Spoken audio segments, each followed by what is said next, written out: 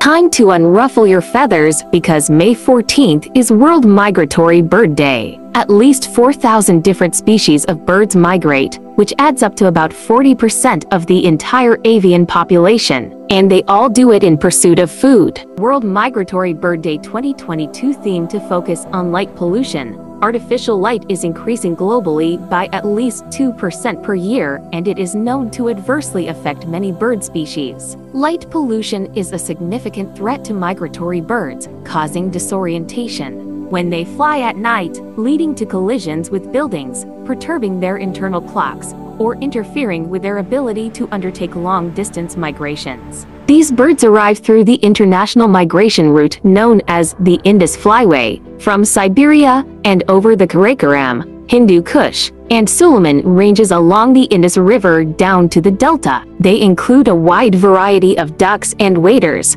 hoobara bustard, cranes, teals, pintail, mallard, geese, spoonbills, raptors, and passerines such as warblers, pipits, and buntings. Some species, including the common and demoiselle cranes, snipe, and pelican, enter via the Qauid-e-Azam agency.